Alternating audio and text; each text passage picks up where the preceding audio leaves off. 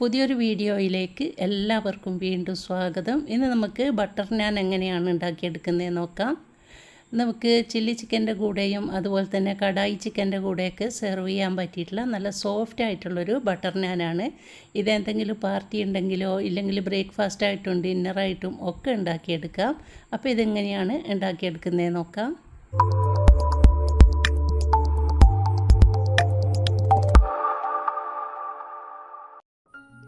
Butter നാൻ ഉണ്ടാക്കാൻ വേണ്ടിയിട്ട് 2 cup മൈദയാണ് എടുത്തത്. ഇതിലോട്ട് 1/2 table spoon east, 1 table spoon പഞ്ചസാര, പാകത്തിനുള്ള ഉപ്പ്, 2 ടേബിൾ സ്പൂൺ തൈര് ഇവ ചേർത്ത് കൊടുക്കണം. ഇനി കൂടെ തന്നെ 1 ടേബിൾ സ്പൂൺ സൺഫ്ലവർ ഓയിൽ കൂടി ചേർത്ത് കൊടുത്തിട്ട് നന്നായിട്ട് ഇതൊന്ന് മിക്സ് ചെയ്ത് കൊടുക്കണം. ആദ്യം കൈവച്ചിട്ട് നന്നായിട്ടൊന്ന് യോജിപ്പിച്ച് കൊടുക്കുക. അതിനുശേഷം നമുക്ക് ഇളം ചൂടുവെള്ളം ഉപയോഗിച്ചിട്ട് ഇതൊന്ന് കുഴച്ചെടുക്കാം. നല്ല സോഫ്റ്റ് ആയിട്ടുള്ള ഡോ ആക്കിയിട്ട് കുഴച്ചെടുക്കുക. നമ്മൾ ബട്ടൂറയൊക്കെ ഉണ്ടാക്കാൻ വേണ്ടിയിട്ട് കുഴച്ചെടുക്കൂലേ, അതുപോലെ സോഫ്റ്റ് ആയിട്ട് വേണം കുഴച്ചെടുക്കാൻ. ഇനി കുറച്ച് ഓയിൽ കൂടി മുകളിൽ സ്പ്രെഡ് ചെയ്ത് കൊടുത്തതിന് ശേഷം 1 മണിക്കൂർ നമുക്കിതൊന്ന് അടച്ച് വെക്കാം. 1 മണിക്കൂറിന് ശേഷം മാവ് ഇവിടെ നന്നായിട്ട് തന്നെ പൊങ്ങി വന്നിട്ടുണ്ട്.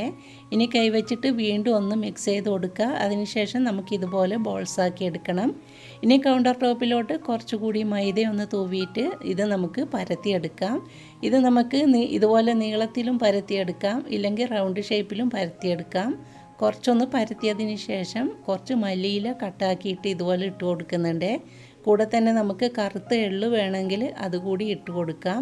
ഒന്നും ഇടാതെ പ്ലെയിനായിട്ട് വേണമെങ്കിലും പരത്തിയെടുക്കാം കേട്ടോ. അപ്പോൾ ഞാനിവിടെ കുറച്ച് മല്ലിയില മാത്രമാണ് ഇട്ട് കൊടുത്തത്. ഇനി 2 ഇതുപോലെ പരത്തിയെടുത്തതിന് ശേഷം ഞാനിവിടെ ഒരു ഫ്രൈ പാൻ വെച്ച് കൊടുത്തിട്ടുണ്ട്. ഇതിലോട്ട് നമ്മൾ പരത്തി വെച്ച ബട്ടർ നാൻ ഇട്ട് കൊടുത്തിട്ട് ഇതൊന്ന് ചുട്ടെടുക്കണം. ഇത് 2 പരത്തിയെടുത്തതിന് ശേഷം തന്നെ നമ്മൾ ചുടാൻ വേണ്ടിയിട്ട് തുടങ്ങണം.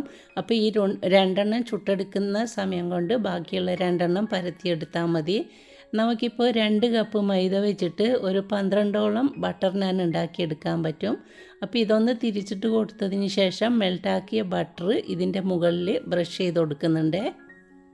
2 വശത്തും ബട്ടർ ഒന്ന് ബ്രഷ് ചെയ്ത് കൊടുക്കണം. അതിനുശേഷം മീഡിയം ഫ്ലെയിമിലിട്ടിട്ട് നമുക്ക് തിരിച്ചു മറിച്ച് ഇട്ട് കൊടുക്കുന്ന സമയത്ത് ഇത് ചെറുതായിട്ടൊന്ന് പൊങ്ങി വരും. ആ സമയത്ത് നമുക്കിത് പ്ലേറ്റിലോട്ട് മാറ്റാം.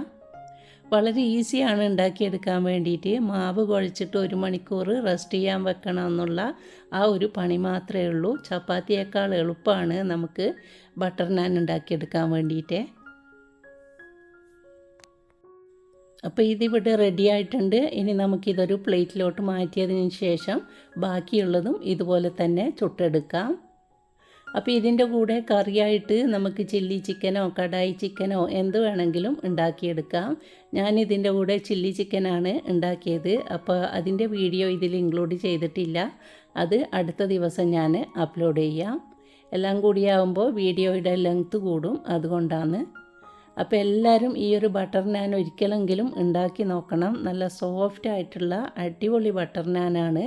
ഓയിലൊന്നും ചേർക്കാത്തത് കൊണ്ട് തന്നെ എല്ലാവർക്കും കഴിക്കാനും പറ്റും.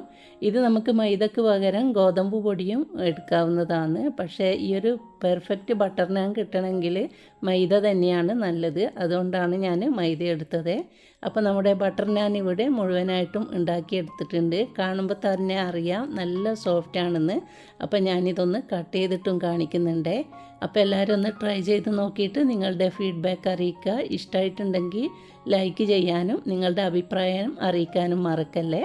അപ്പോൾ ഇൻഷാ അല്ലാഹ് ഇതെല്ലാവർക്കും നിങ്ങളൊന്ന് ഷെയർ ചെയ്ത് കൊടുക്കാനും മറക്കരുത്.